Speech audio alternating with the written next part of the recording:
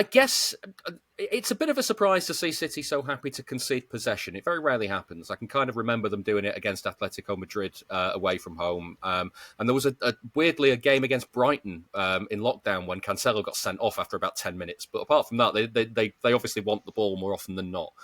And I'm kind of interested because I don't know if Guardiola went into this game expecting to do that, or if the circumstances of the game kind of heightened the ability to do that because they scored early on. Suddenly, they've got something to hang on to and they can defend. But either way, it's fascinating, isn't it, how they approached it? There's no chance that he didn't at least 80% prepare for the game to be like that, I think. I think you're looking at what it's like playing Arsenal recently, and I've seen sort of headlines saying that it's sort of devolved into the most boring spectacle in football because they're both terrified of losing that game. I think that's probably fair enough. 3 points is a sort of big gap when you're coming towards the end of a season, and scoring early definitely will have helped to reinforce any kind of sort of defensive philosophy that he wanted to deploy. But it worked. Discounting late equaliser, for the vast majority of the game, between, in particular, sort of the whole defensive unit, Doku and Haaland, it completely worked. And I'm happy for Guardiola to be streetwise. If it gets us, albeit a draw away at Arsenal, I'm happy with that. I mean, we all thought we were going to get battered before the game, so fair's fair, isn't it? If you can get out of there with a point, no matter how you do it that way. Yeah, I thought they were brilliant. It was interesting being sat in the ground, like the press box at Arsenal. Like you're really in and amongst it. Although I'm sort of, the way I've described that makes it sound like you're in the middle of a load of ultras. You're not. You're in the middle of a load of Arsenal fans. Yes. Obviously. But they do they kind of get on the referee's back quite early, and it's quite... It's not a difficult atmosphere to play. It's just it's a bit screechy. And it started quite early on Sunday, and there was a lot of sort of shithousery going on from a City perspective, which, even though I'm a neutral, sort of watch him every week, I was like, yeah, go for it. You've had, you've had Mikel Arteta teams do that to you before. Go for it. And I tell you what, Bernardo Silva, chief shithouse among them. I saw Liverpool fans cannot stand Bernardo Silva for all the games that they played against him down the years, and watching the game from home with social media open on one side, I was seeing Liverpool fans saying, you know what, when it's not against us, this is brilliant. Bernardo's great. It's the two moments in it. You've got the guard of honour where he was having a brew, and then you've got the game where he sort of pirouetted in the middle of the pitch past every single Liverpool player. If I was a Liverpool fan, I'd absolutely hate him. I'm just glad that always happy to get under the skin of Liverpool supporters. Yeah, Jack, you spoke to Guardiola afterwards, and one of the questions you asked him that I thought was very good and well put. Was very good and well put. You're right. Yeah, was effectively he didn't get it at first when you said lots of people didn't think you had that in you, and when you listen to him talk about it and the way he said, yeah, I didn't think we had it in us either. Yeah. Basically, initially, I'd sort of said, the critics of you don't think that you're able to defend for that long. To which he, as a sort of slight window into talking to Pep Guardiola, he listens out for certain words, and if he hears criticism, if he hears the word critics on an afternoon where he thinks he's going to be criticised for the way he's set up, he immediately thinks you're asking about you play five at the back, that, you've abandoned all your principles, which is not sort of what I was getting at.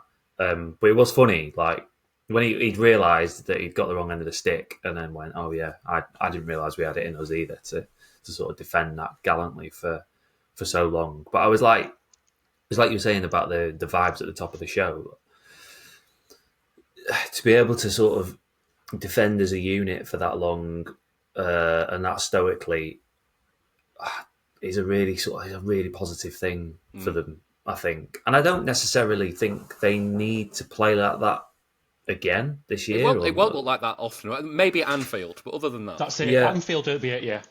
But I mean, like last year, I was talking to play golf with Sam Lee yesterday, and we were talking about them being Pep sent them like lambs to the slaughter last year. Where it was like, well, we're going to continue playing the way we want to play, and they obviously they either weren't good enough, weren't fit enough, there was too many injuries, etc., and they just kept playing the same way. Whereas this has been, I was very encouraged by it. Yeah, for sure. And I mean, the other side of this, James, is Arsenal have, built an identity on scoring goals from set pieces. And it was remarkable the number of times City went, yeah, go on, just chuck the ball in the box. We'll deal with it. Just chuck it in the box. Doesn't matter. We'll head it away. Donnarumma will come and punch it. Doesn't matter. That's it. That's it. The one word is Donnarumma. I think that the confidence that he seems to have put, not just sort of like into the overall team, and as a broader point, I think that talking about vibes and a word that I sort of prefer footballing wise, momentum, as sort of like a feeling sort of within a club and what have you.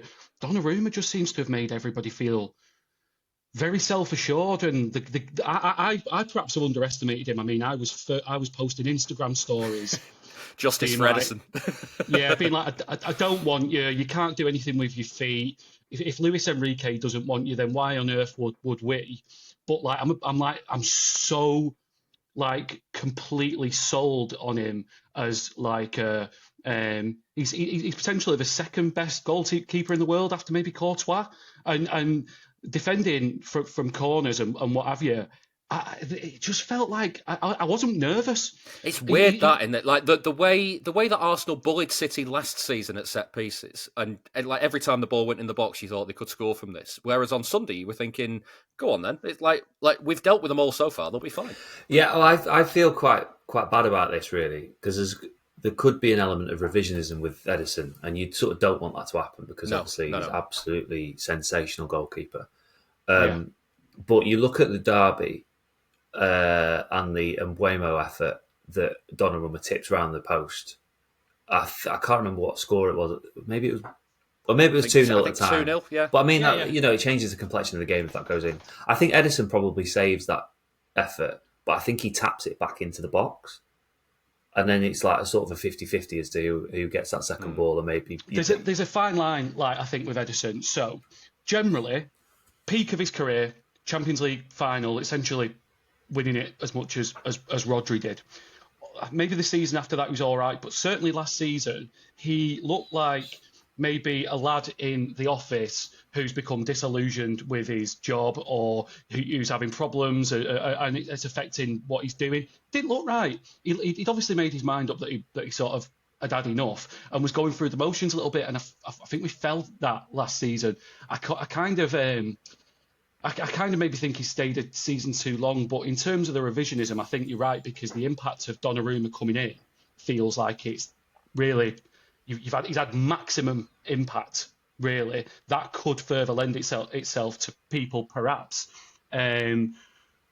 not recognising Edison for as good as he was, and I think that buffer of last season where he had his shoulders down and I didn't feel personally particularly confident about him being in the side, that's probably not helped. But then, going forward, I think, and speaking to people, anybody who knows the football knows what he's done. I think long term, and it'll be a good indicator of people who are sort of have more short term thinking and vision for sort of his career. I noticed in the press conferences, Jack, that Guardiola doesn't stop mentioning Edison at the moment. He keeps talking about, we do it differently with Eddie and Donnarumma. Yeah, well, I mean, it's in his mind, isn't it? Like, they're going to have to play differently, and they can't rely on Donnarumma pinging 50, 60-yard balls. But what they can rely on is Donnarumma is capable of playing a 15-yard pass. Like that's the way. Yeah. But the way people were talking about Donnarumma when he was coming in was like, the guy can't even walk. He doesn't even know what his toes are. When obviously that wasn't the case. I mean, they James's point about PSG was sort of interesting. About if not a guy that Enrique wants. Like, obviously Enrique came out and said we want a different profile of goalkeeper.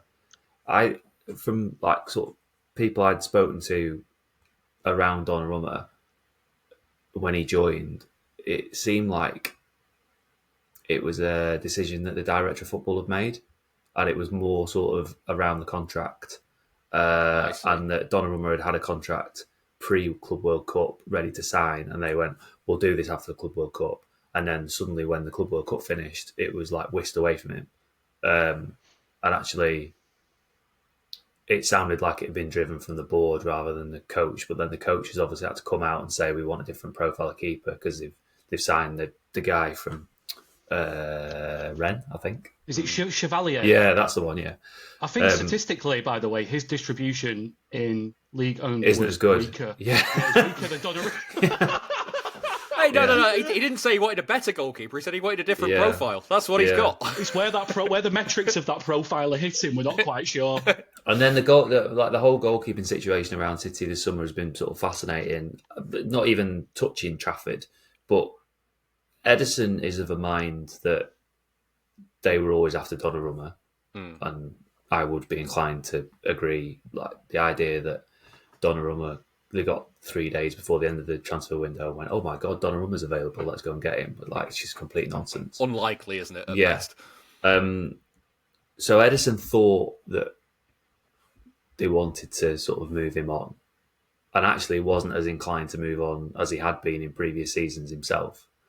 But then, obviously, Edison doesn't leave unless Donnarumma's come in, and Donnarumma doesn't come unless Edison's going. So there's like a massive standoff was happening. Yeah, a little bit. So it's just, and it obviously took quite a long time to resolve itself. And then James Trafford is stuck in the middle. But I mean, like, just going back to the set pieces, I think Arsenal had 11 corners at the weekend, and he come for about 8 or 9.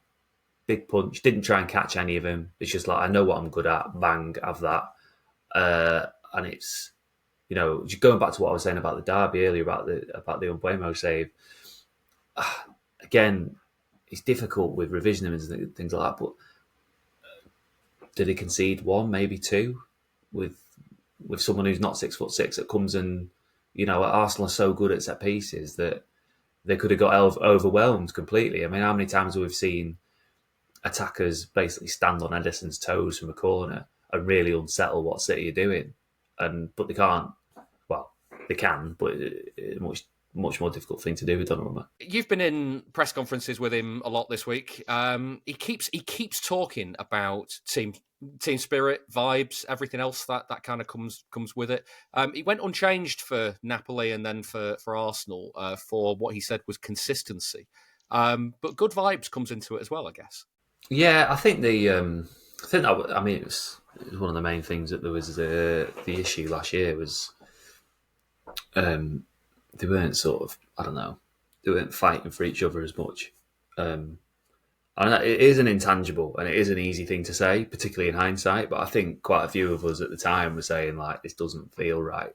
And I think even though America ended up being a little bit of a disaster in the summer, I think they'd laid quite a lot of groundwork for better vibes there, because there was a lot of, a major tournament. You got loads of time between the games.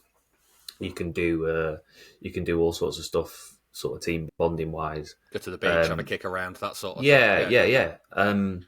So I think that was good for them, even though the end result wasn't. And obviously that's sort of taken a kick in with the Spurs and the Brighton results. And I mean, like Brighton, Pep looked lost to me at Brighton. He looked like he'd run out of ideas, which I like. Yeah, I'm staggered that they've managed to have the week that they've had actually after Brighton. But clearly, after that result, certain players have stepped up and the management have stepped up and they've reacted in a way that they wouldn't have reacted last year. Yeah. And James, you see it a lot that, like over this week alone, they did a lap of honour after the game against United. They did a lap of honour after the game against Napoli. Sam Lee in that feature there was talking about how one of his mates in the away end at Arsenal had told him that they'd come and done a huddle in front of the away fans before the game. They spent ages on the pitch after the game. Haaland was chucking his shirt in, all that sort of stuff.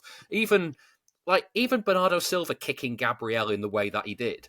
That kind of builds into it as well. I can't really explain why, but like it feels like they're really trying. At Huddersfield, they spent they spent minutes and minutes and minutes after the game in front of the away fans. Again, they're really working hard at this, aren't they?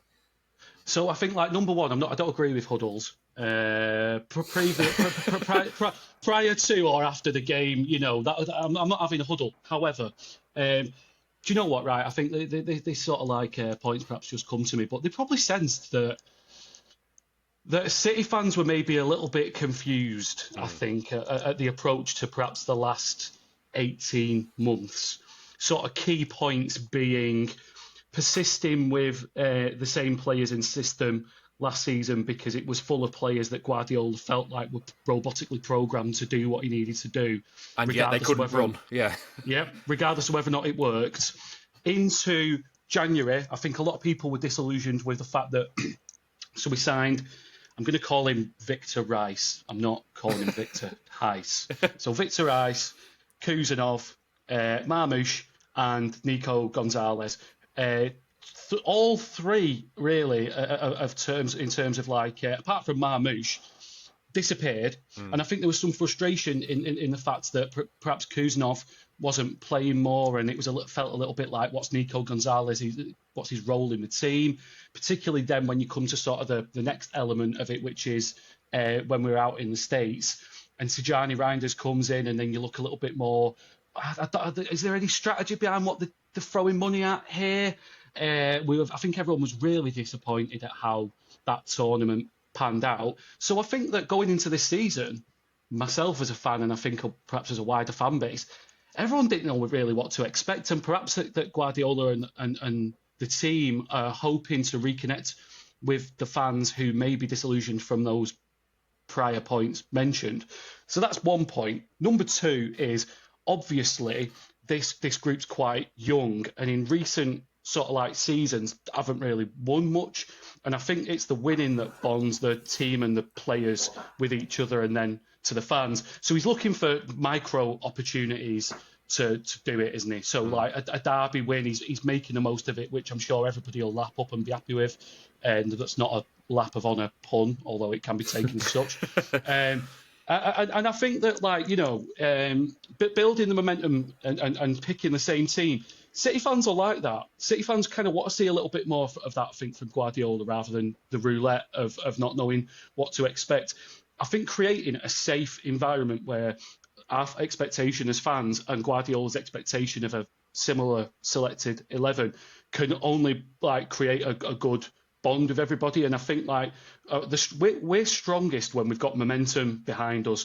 So the way the fixtures have stacked up, sort of like post Spurs and Brighton, you couldn't really have asked for it to go better. Getting a man sent off against Napoli getting a man sent off against us helps, but we're chipping away at that momentum to the point where I don't think we play Liverpool till November. We've got you look at the fixtures, we could, if he uses a core nucleus of players and we keep winning, the fans are going to be buzzing. We're going to feel like we've got a good expectation of what he's doing with the team because, we didn't have that expectation. He knew what he was doing last season, certainly.